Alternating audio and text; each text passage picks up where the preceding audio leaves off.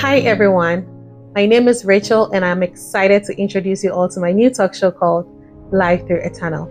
This show is for everyone as they will address life challenges we face and how to overcome these tunnel moments we often find ourselves in. It will be on my YouTube page, Life Through a Tunnel.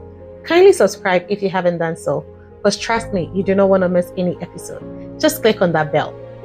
I want you to remember that hope is the ability to see that there is light, even in the darkness that we find ourselves in.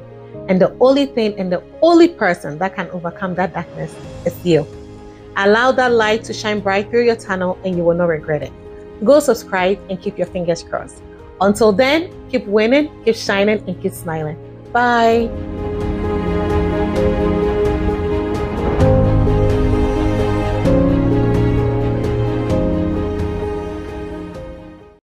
Hello everyone, welcome back to my channel, Life Through a Tunnel.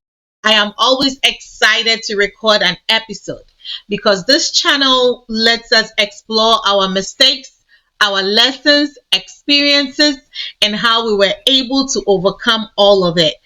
Everybody in this life is going through or has gone through a tunnel moment. And I believe that this show, with all our mistakes, with all our lessons and our experiences, can always help somebody through their immediate tunnel moment. Today, I have one special individual to share his tunnel moments with us. His name is Jonathan. I'm going to leave the rest to him so that he can introduce himself to me and my viewers. Hi, Jonathan. Hello, Rachel. Thank you for having me. I'm Jonathan Quayson, popularly known as JQM, Jonathan Quayson Ministries. I'm in my late 30s. I'm also a professional musician. I've been a professional musician for about close to 20 years. I'm a music producer and singer. I'm also a director. I do gospel music now, even though I started doing music generally with secular jazz and all that. I went to school at University of Ghana, University of Ghana Music of Arts, School of Arts. And then also I was in South Africa to do my master's. So that's all about me. I have to remember to say that I'm married and I have 3 children, Numa, Vasilia, and Kesa Brian. Numa means Holy Spirit. All right, it's Greek. Vasilia is also Greek, and it means reign, like the reign of a kingdom, or of a king, rather. And then Kesa is mercy. It's also Greek. So I name my children all in Greek. Yeah. Wow. Okay, Jonathan. As you know, Life Through a Tunnel is a show that is here to encourage people. We talk about our mistakes, our lessons, experiences, and how it's been able to shape our life for the betterment of us today. This show is to be able to encourage people that are actually going through similar situations or who is currently going through the same situation. Our stories is able to help them navigate and overcome their tunnel moment. Because if you have a tunnel moment and you know that when you are in the tunnel moment, you actually feel like all is lost. You feel like, you know what, this is the end for me. But I always believe that our stories give people the strength to keep fighting through their tunnel moment. I would like you to talk to us about some tunnel moments you have gone through in your life. Thank you very much. I would start by saying that life itself is a tunnel, and you just get to different levels of the tunnel. So the Bible explains that no temptation comes to a man which is greater than the man. Okay, so it means that whatever you are going through per time, you are actually on that level and you are supposed to go through that. And you have gone through probably a lesser tunnel before. And so mine literally started from when I was conceived. What I have noticed that has been consistent with me is when something great is about to happen to me, that I expect that, okay, this thing is coming. I'm in anticipation of it, and then just before I could have it, it's gone, and I have to start the process all over again. But of course, significantly, there would be one, two, or three tunnels that will stand out, that when you talk about is going to help other people to get out of their own personal tunnels. And so, of course, some bad relationships, some bad decisions, because sometimes too the tunnels are not just because people were bad to you, but probably because you made some bad choices and you ended up going through them. I love that statement. Mhm. You made some bad choices, because I made some bad choices. So some of Mm, my tunnel moments, I can actually admit that I put mm, myself in that situation. mm, I love that, mm, Jonathan. I love mm. that. I really do. I like it. Please go ahead. Yeah. So significantly, I've had some very terrible tunnel moments that I didn't even think I could come out of it. But by the special grace of God, I came out of all of them.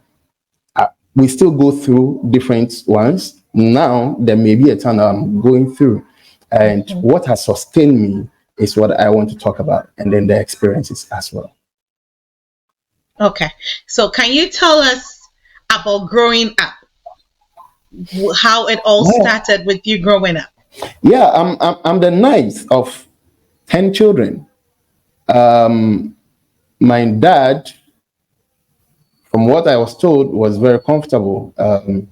I mean, he was one of the top businessmen in town when before I was born, and so they were comfortable. He married my mom very early, so life was good. But just before it could get to my turn to enjoy the life, I think the last myself, Martha, and Francis. So we were four. So after the sixth born, there was this downhill of life. And so by the time it got to the ninth, we were already flat.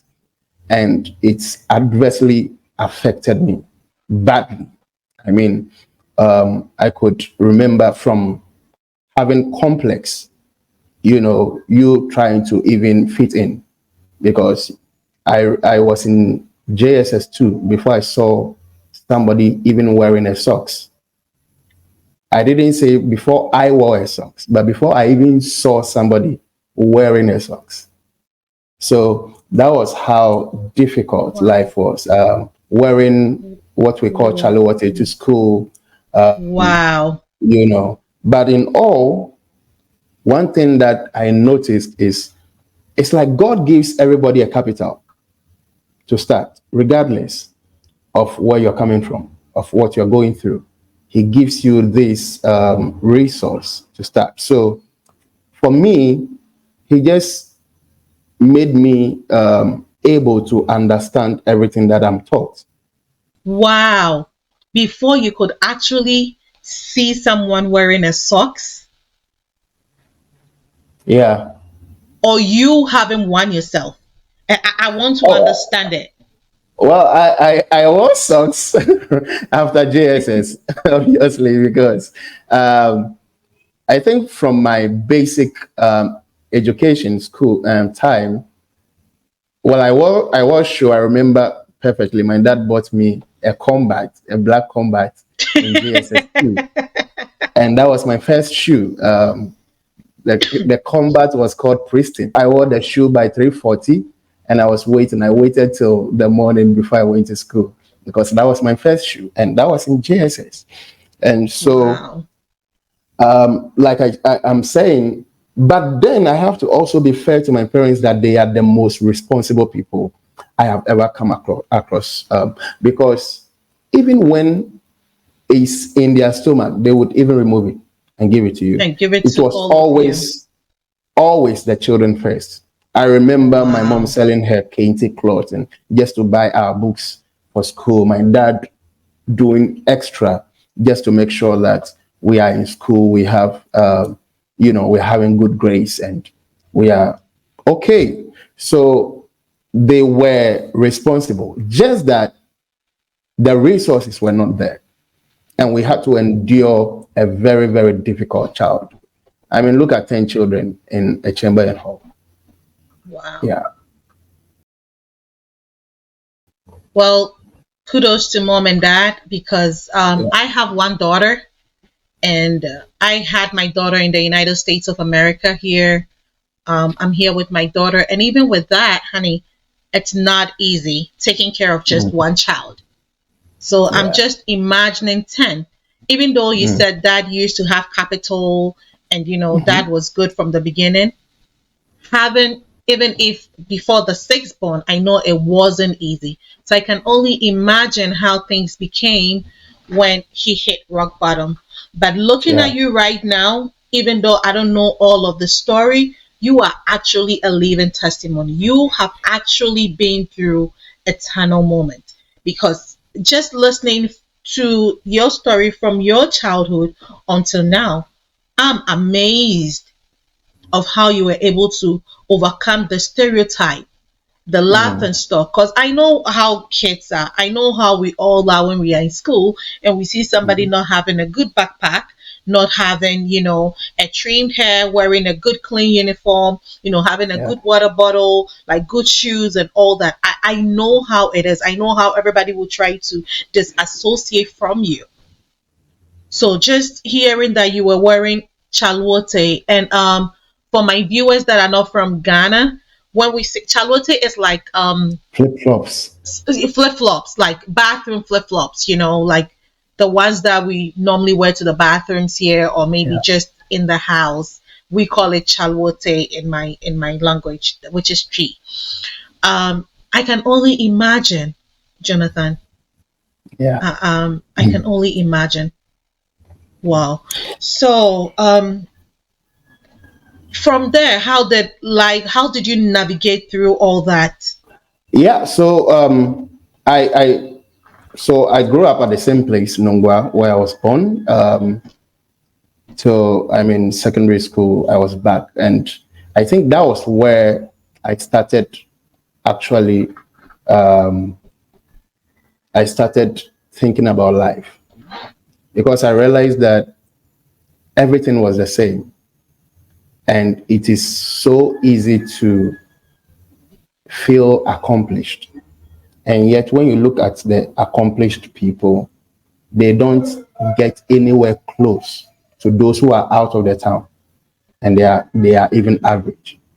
So I realized that I didn't want to be there because there was nothing I could do to matter. So the slightest chance I had, I left the town. I mean, Okay. sometimes you don't even have to leave the country. You just have to leave your current location and meet people who are going to, push you to be better. So I left Nongwa. I went to East Legon area. Um, Ooh, well, when levels, I left levels, Nongwa, levels, levels, well, when I went levels, to East levels. Legon, I went to East Legon, I was living in the church, so it wasn't like a luxury place in a way, but it was more of the people around. I needed to see young men doing so much, and so that was where I met this guy called Joe, who he's also Joe, amazingly, who was doing much more. I met Nana Quayson and some other young people who wanted to do more. So I also wanted to do more. But then I had started the music anyway already. When I was in Nongwa, I played some bands, and I mean, you get money, you blow. That was how it was. And if you're able to rent a room and then get some chairs and TV, then you have arrived. and I just didn't want to live that life, So I left. So that was my basic tunnel, Okay. and I left it. And then I moved on to get to the East Legon area, and then the tunnel became even tighter, because the And bigger deeper yeah, and and deeper, deeper, and deeper. it becomes so difficult to even see the end, because you just have to believe that there is an end. You just have to believe there's light at the Yes, end of the tunnel. that's it. Sometimes you don't even see it, but you have to believe it, Yes. because every tunnel has a light at the end. And when you have that mindset, you'll be able to go through and actually get to the end of it. I want you to remember that hope is the ability to see that there is light, even in the darkness that we find ourselves in. And the only thing and the only person that can overcome that darkness is you. Allow that light to shine bright through your tunnel and you will not regret it. Go subscribe and keep your fingers crossed. Until then, keep winning, keep shining, and keep smiling. Bye.